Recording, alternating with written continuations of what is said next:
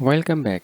जैसा कि हमने अपनी प्रीवियस वीडियो में ये देखा है कि Win32 एप्लीकेशंस या कस्टम एप्लीकेशंस की आप माइक्रोसॉफ्ट इंट्यून एडमिन सेंटर में किस तरह से डिप्लॉयमेंट करते हैं। तो जब यहाँ पर एप्लीकेशन की डिप्लॉयमेंट्स की बात आती है तो basically Microsoft Intune admin centre अपना एजेंट उस डिवाइस पर ड्रॉप करता है और जिसके थ्रू बेसिकली आपके उस डिवाइस की कम्युनिकेशन हो रही होती है। Win32 एप्लीकेशन से पहले तक यहाँ पर जो भी हमने मेथड्स यूज़ किए थे, जिसमें line of business application method था या Microsoft store for business method था, वो दोनों सिंपल मेथड से जिनके थ्रू हम बेसिकली यहाँ पर एप्लीकेशंस की डिप्लॉयमेंट कर रहे होते हैं। तो ये हमारे पास एक कॉम्प्लेक्स मेथड था Win32 एप्लीकेशंस का, जिसके थ्रू हमने बेसिकली यहाँ पर एप्लीकेशन की डिप्लॉयमेंट की। उसके लिए बेसिकली माइक्रोसॉफ्ट ने एक एजेंट क्रिएट किया हुआ है जिसका नाम है माइक्रोसॉफ्ट इंट्यून मैनेजमेंट एक्सटेंशन, या इसको हम माइम भी बोलते हैं। बेसिकली जब आप वेरी फर्स्ट टाइम किसी भी Win32 एप्लीकेशन की डिप्लॉयमेंट किसी भी डिवाइस पर करेंगे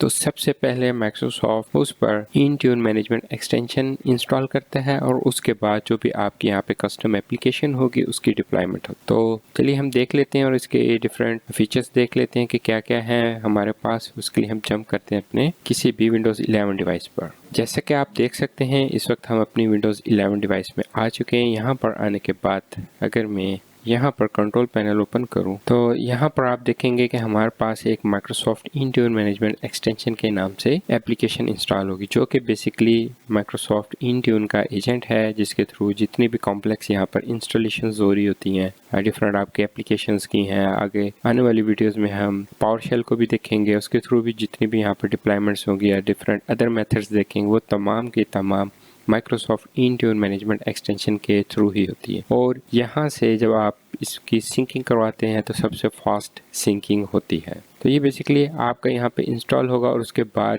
जितनी भी आपकी कस्टम एप्लीकेशंस या Win32 एप्लीकेशंस हैं उनकी आपकी उस डिवाइस पर इंस्टॉलेशन हो रही होती है। सेकेंडली इसके लॉग्स होते हैं जो हमने देखने होते हैं, वो भी मैं आपको दिखा देता हूँ। उसके लिए हम फाइल एक्सप्लोरर पर आते हैं। यहाँ पर आने के बाद अगर हम दिस पीसी में आए और अपने सी ड्राइव में आ जाएं तो यहाँ पर बेसिकली हमारे पास एक हिडन फोल्डर होता है, उसको हम यहाँ से शो करवा लेते हैं हिडन आइटम्स को प्रोग्राम डाटा के नाम से, उसमें हम आ जाएंगे और यहाँ पे आपके पास फर्स्ट नंबर पे फोल्डर होता है माइक्रोसॉफ्ट का, इसमें आ जाएंगे। यहाँ पर माइक्रोसॉफ्ट से रिलेटेड जितनी भी एप्लीकेशंस इंस्टॉल होती हैं उसकी यहाँ पर इंफॉर्मेशन अवेलेबल होती है।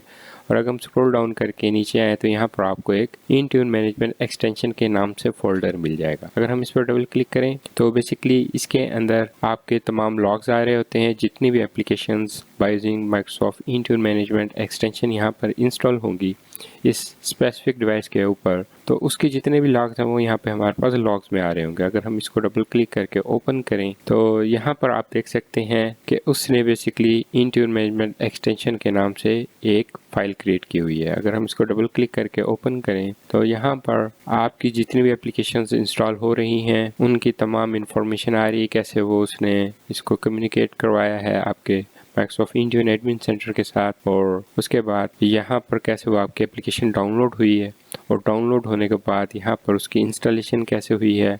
और इसमें अगर आपको याद हो हमने अपनी Win32 एप्लीकेशन की वीडियो में ये देखा था कि वहाँ पर हमने कुछ सक्सेस कोड सेट किए थे, तो कुछ बाय डिफ़ॉल्ट थे तो वो भी आपको यहाँ पर मिलेंगे। वो बेसिकली आप यहाँ पर देख सकते हैं कि उसने आपकी एप्लीकेशन इंस्टॉल करने के बाद सक्सेस कोड आपको क्या रिटर्न किया है, तो उसकी बेस पे आप यहाँ पर उसकी ट्रबल शूटिंग वगैरह भी कर सकते हैं। तो इस तरह से ये आपके पास नोटपैड में फाइल ओपन होके आ जाती है और इसको आप यहाँ पर व्यू कर सकते हैं और उसमें से जो भी आपके रिगार्डिंग इन्फॉर्मेशन है फॉर यू ट्रबल शूटिंग आप यहाँ से ले सकते हैं और उसके अकॉर्डिंगली यहाँ पर ट्रबल शूट कर सकते हैं। सेकेंडली जब आपकी ये एप्लीकेशन यहाँ पर इंस्टॉल हो जाती है तो सर्विसेज में भी आपके वो उस एप्लीकेशन की एक सर्विस रन होना स्टार्ट हो जाती है। लेट्स से अगर हम यहाँ पर services.msc में आए और यहाँ पर आप कोई भी सर्विस सिलेक्ट करके M प्रेस करें तो यहाँ पे आपको वो एक माइक्रोसॉफ्ट इंट्यून मैनेजमेंट एक्सटेंशन के नाम से एक सर्विस नज़र आएगी और अगर आप उसका स्टेटस देखें तो इस वक्त वो रनिंग में है। तो इन केस अगर आपकी डिप्लॉयमेंट नहीं हो पा रही आपकी किसी भी कस्टम एप्लीकेशन या Win32 एप्लीकेशन की, तो आप सिंपली यहाँ पर आकर अपनी सर्विस को स्टॉप करके